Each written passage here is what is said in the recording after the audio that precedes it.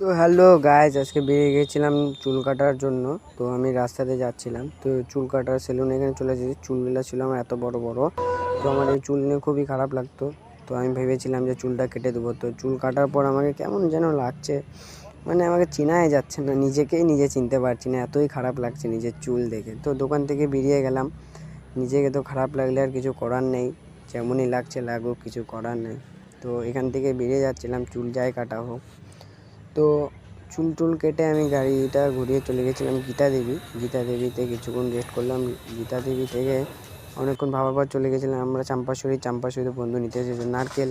তো নারকেলের জন্য আমিও দাঁড়িয়েছিলাম ওর সাথে। তো এখান থেকে আমরা বেরিয়ে গিয়েছিলাম, ভেবেছিলাম যে অন্য কোথাও যাব, তার জন্য আমরা গাড়ি ঘুরিয়ে চলে গেছিলাম গুরুম বস্তি যাওয়ার জন্য।